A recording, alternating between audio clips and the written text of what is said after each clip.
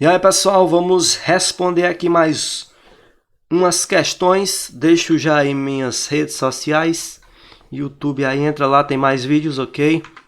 Vamos lá. O texto a seguir é referência para a questão 1. Só aqui a gente vai trabalhar a interpretação textual. A gente tem um texto aí, mas o que é que a gente faz quando tem um texto? A gente não lê ele. A gente vai ler primeiro o quê? A questão. Vamos lá, o segundo texto. O verdadeiro vilão da história é ou são... Perceba que ele disse, ó, segundo texto. Segundo texto é interpretação ou compreensão. Vamos voltar aqui, ó, na tabelinha, ó. Quando ele disser, ó, segundo o texto aqui, ó, segundo texto, deixa eu apagar aqui a poluição, ó. Olha, botar de azul aqui, ó. Segundo o texto, é porque está falando de compreensão textual, ok? Então, olha, segundo o texto, compreensão. Então, se é compreensão, você pode voltar no texto que a gente vai achar a informação. Então, segundo o texto, o verdadeiro vilão da história é ou são. Eu já li o texto, eu não vou ler aqui para a gente adiantar, mas eu vou ler o último parágrafo aqui, ó. Eu vou selecionar ele para vocês verem como a resposta vai estar aqui, ó, no último parágrafo. Escrita com todas as letras. Por quê? Porque quando é compreensão, você volta no texto e você acha. Vamos lá, ó. Como os aerosóis podem causar doenças respiratórias, o único jeito de lutar contra a alta dos termômetros é diminuir as emissões. Diminuir o quê? As emissões de gás carbônico. O verdadeiro vilão da história. Quem é o verdadeiro vilão da história? As emissões de gás carbônico, ó. Diminuir as emissões de gás carbônico, vírgula. O verdadeiro vilão da história. Então, o gás carbônico aí é o verdadeiro vilão. No caso aí, as emissões de gás carbônico. Vamos entre as alternativas, ó. Letra A, as emissões de gás carbônico. É o aquecimento global? Não. É as emissões de gás carbônico. É as barreiras para a energia do Sol? Não. O texto foi bem claro. O verdadeiro vilão é as emissões de gás carbônico. Não é a formação das nuvens, não é as doenças respiratórias. Então, perceba que compreensão você voltou no texto, você acha. Diferente da interpretação. Então, aí, ó, questão simples. É só voltar no texto, você acha. Então, compreensão é isso. Vamos para a letra, para a questão 2. Olha, de acordo com o narrador... Pessoal, aqui como é uma questão mais que envolve a opinião aí do narrador, é um texto mais, vamos dizer, literário aí, aqui a gente vai tratar como interpretação. Nós não vamos encontrar a resposta escrita no texto. Vamos ler rapidão, para vocês entenderem. Enquanto um chora, o outro ri. É a lei do mundo, meu rico senhor. É a perfeição universal. Tudo chorando seria monótono. Tudo rindo, cansativo. Mas uma boa distribuição de lágrimas e poucas soluços e sarabandas acaba por trazer à alma do mundo a variedade necessária e faz-se o equilíbrio da vida. Aí, de acordo com o narrador, aí vem as alternativas. Ó. Os erros do passado não afetam o presente? A existência é marcada por antagonismo? A sabedoria está em perseguir a felicidade? Cada instante é vivido e deve ser festejado? Os momentos felizes são mais raros que os tristes? Percebam que a gente não acha escrito, não está escrito no texto. Então, a gente vai ter... No texto, a gente vai ter que fazer a inferência. A gente vai ter que pegar o que ele disse e interpretar, né? Entender. Ó. Vamos lá. Vamos analisar cada alternativa. A1 ele diz que os erros do passado não afetam o presente. Em algum momento você acha que ele falou de erros que você cometeu afetar o presente? Perceba que não, ele só tá, pessoal, ó, enquanto um chora, outro ri, a lei do mundo. Ele tá defendendo essa questão das diferenças, né? Ó. Então, ele não tá falando de erro, então a letra A tá fora já. Eu vou começar da letra E, ó, vamos para ficar melhor. A gente analisar todas as erradas para chegar na correta. Os momentos felizes são mais raros que os tristes. Perceba que aqui, pessoal, há uma ampliação muito grande, né? Ele ampliou demais. Demais. Com as palavras do texto não dá para a gente chegar a isso, não é verdade?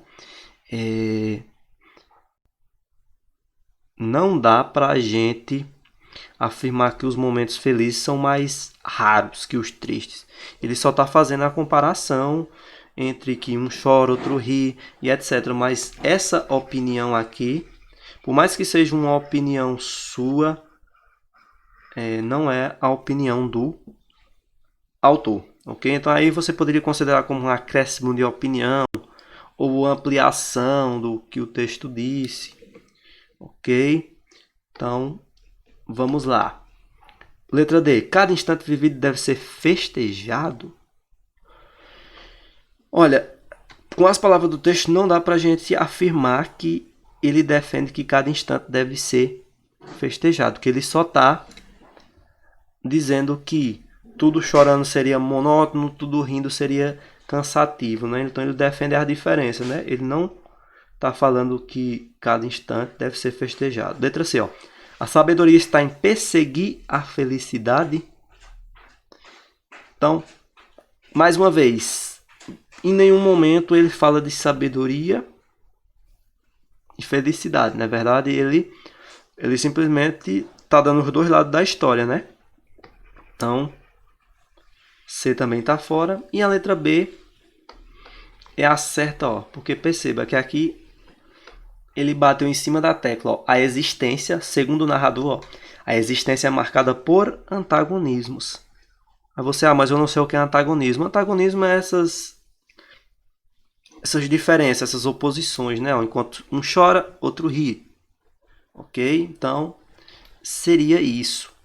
Antagonismo. Então, aí seria a letra B. Percebe que a interpretação é bem mais complexo, né? Que a compreensão. A compreensão é só voltar no texto e você acha a resposta. Terceiro, ó. Esta vida é uma viagem. Pena. Atenção para a palavra pena. Pena eu estar só de passagem. Vamos lá, ó. No poema há 3 versos. O poeta lamenta-se. Ele lamenta-se pelo quê? Vamos lá. Começa a letra E de novo. Ele lamenta-se porque o quê? Abomina a agitação da vida? Abominar é ser contra, né? Você acha que ele abomina a agitação da vida? Ou ele é a favor da vida? Então, aqui está um pouco contraditório, né? Então, não é letra E. Vamos ver letra D. Sugere que a vida não tem sentido. Seria exatamente o contrário, né? Porque perceba a palavra pena. Se ele diz pena eu estar só de passagem, é porque ele acha que a vida vale a pena, né? Ó. Então, quando ele diz aqui não tem sentido, isso aqui está contraditório com o que o texto vem dizendo, né? Então, essas duas aqui eu diria eu que está contraditórias. Essas duas. Vamos lá. Revolta-se contra o seu destino. Ele se revolta contra o seu destino. Ele não se revolta, ele apenas afirma, né? Então, esse revoltar aqui está ampliando demais. Então, não seria isso. Ele não se revolta contra o destino. Vamos ver letra B. Demonstra preferir a vida espiritual à terrena, em detrimento da terrena? Não, né? Porque se ele diz pena ou está só de passagem, é porque ele queria ficar mais aqui na terrena, né? Então ele não demonstra preferir mais a vida espiritual, né? Então aqui também seria uma contradição, está totalmente contrário com o que ele afirma no texto. E a letra A, ó, a vida passa rápido para todos. Ó, ele lamenta-se da vida passar rápido. Perceba, ó, essa vida é uma viagem. Pena, ó, eu estou só de passagem.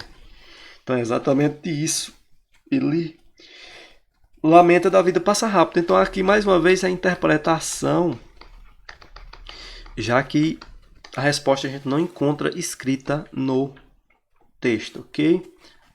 A gente deve tratar esse tipo como interpretação. Vamos para a quarta questão. Temos o texto aí e vamos ver as alternativas. Vamos ler primeiro aqui o que diz o comando. Considerando os princípios expostos no texto, o drible no handebol caracteriza o princípio de... Então, qual o princípio? Então, a gente vai ter que ler o texto. Ó. Perceba que aqui é mais compreensão. A gente vai ter que voltar no texto para saber qual é esse princípio. Vamos lá. É possível considerar as modalidades esportivas coletivas dentro de uma mesma lógica. Possuem uma estrutura comum. 6 princípios, ó, divididos em 2 grupos, que são o primeiro o ataque e o segundo a defesa. Então, o primeiro grupo dos princípios é o ataque, o segundo grupo é a defesa. Vamos lá. Os 3 princípios operacionais do ataque, são... Então, os do ataque, vou botar de azul aqui. Os do ataque são conservação individual e coletiva da bola, progressão da equipe com a posse de bola em direção ao alvo adversário e a última, finalização da jogada. Então aí, mais uma vez, nós vamos ter os 3 princípios, aqui o primeiro, aqui o segundo e aqui o terceiro. Esses aí são do ataque. Agora de vermelho vamos ver quais são os princípios da defesa. Visando, finalização da jogada, visando a obtenção do ponto. Os 3 princípios operacionais da defesa são recuperação da bola, impedimento do avanço da equipe contrária com a posse de bola e proteção do alvo para impedir a finalização da equipe adversária. Então, até aqui nós temos um. E a partir daqui nós temos o último, né? Ó. Então, aí estão os 3 princípios da defesa. Primeiro, segundo e terceiro. Então vamos lá, a gente viu aí, ó, o princípio do ataque, a conservação individual da bola, progressão da equipe com a posse de bola e finalização da jogada. Os da defesa são recuperação da bola, impedimento do avanço da equipe contrária e proteção do alvo para impedir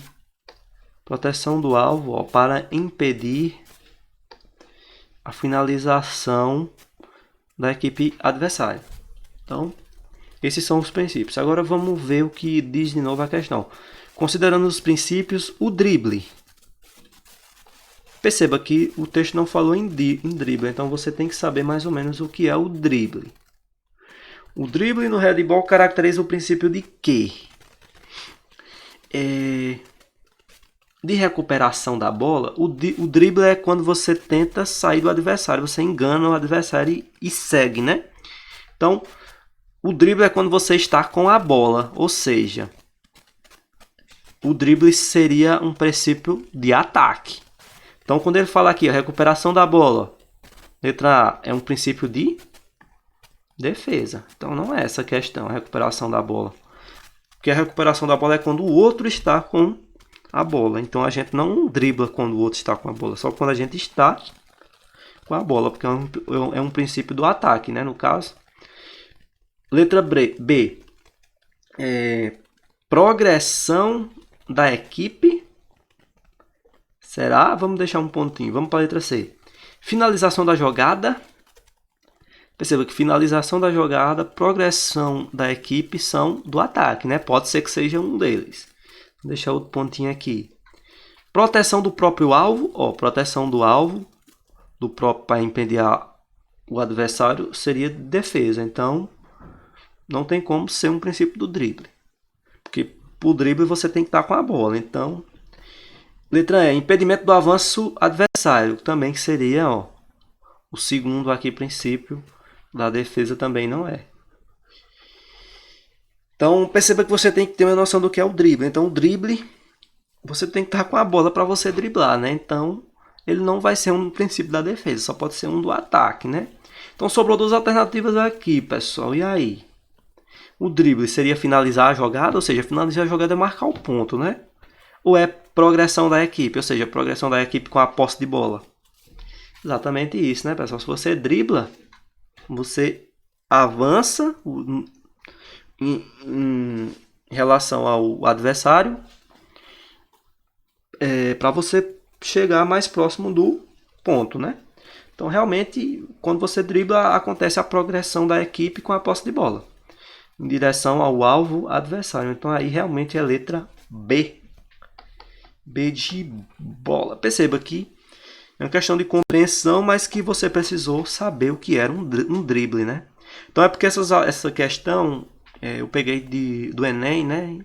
E o Enem ele tenta juntar, né, essa questão do educação física com português. Ele tenta ter essa junção das disciplinas, né? Então, vai a dica aí, ó. A gente tinha que saber o que era mais ou menos um drible para responder a questão, mas é uma questão de compreensão. Vamos lá. Quinta questão e última para a gente encerrar. Ó, tem o texto aí, vamos ler o comando. A dança, como manifestação da representação da cultura rítmica, envolve expressão corporal própria de um povo. Considerando a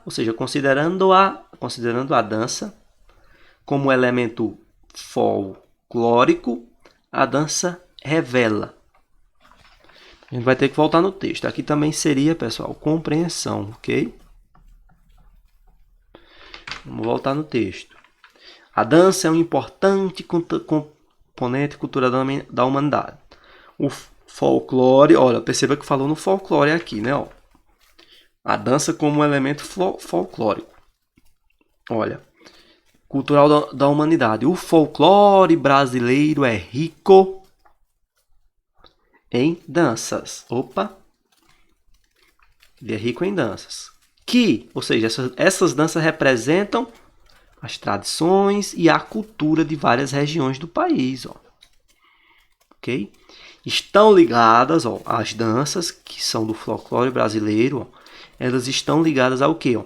A aspectos religiosos, festas, lendas, fatos históricos, acontecimentos do cotidiano e brincadeiras, e caracterizam-se pelas músicas animadas, com letras simples e populares, figurinos e cenários representativos. Ok.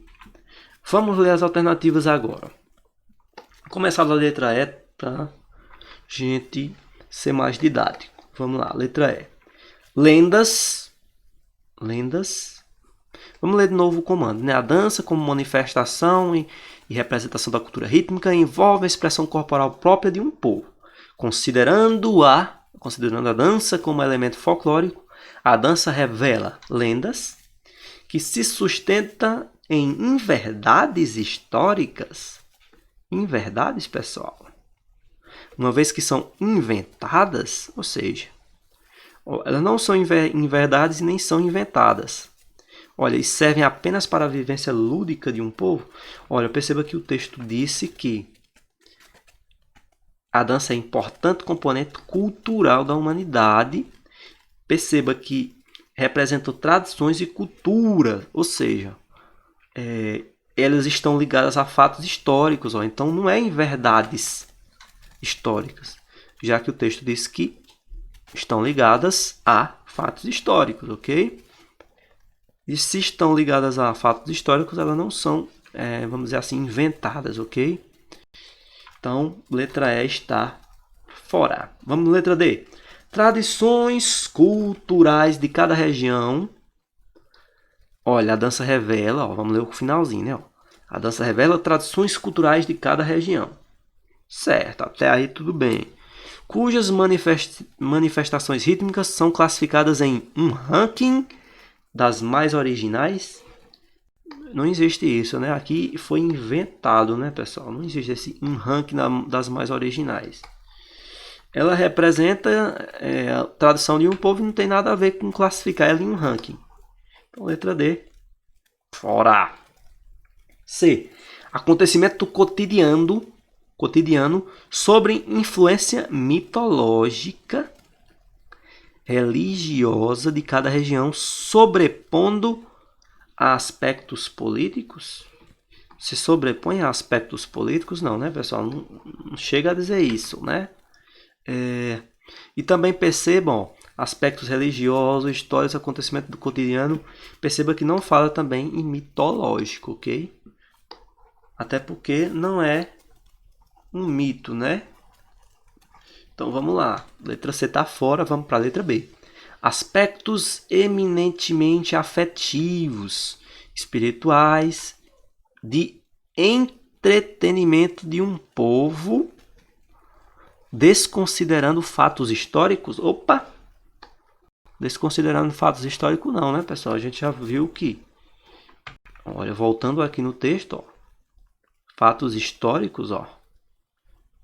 Os aspectos, né, estão ligados a fatos históricos. Então, não há que se falar em desconsiderar os fatos históricos. Então, letra B está fora. Sobre a letra A, a gente já pode marcar, mas vamos conferir, né? Ó. Manifestações afetivas, sim. Históricas, ó, sim. Ideológicas, intelectuais, espirituais de um povo, refletindo o seu modo de expressar-se no mundo. É exatamente isso que o texto fala, ó. Perceba que ele não está falando com todas as palavras, mas se você pegar, ó, mais ou menos, ó,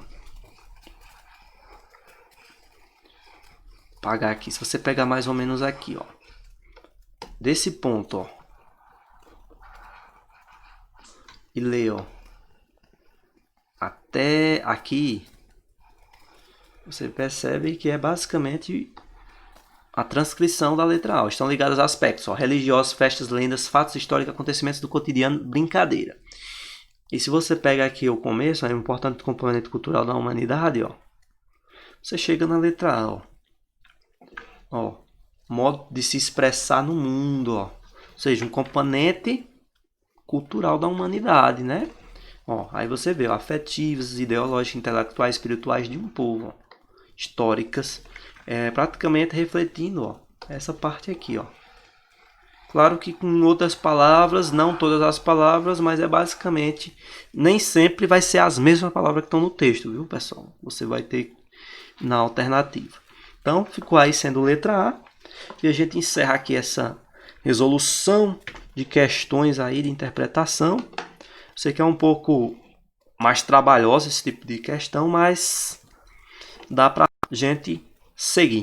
Então, até lá, próxima semana aí mais outras aulas, ok? A gente vai falar um pouco mais sobre algumas questões que influenciam na hora de interpretar um texto. E valeu!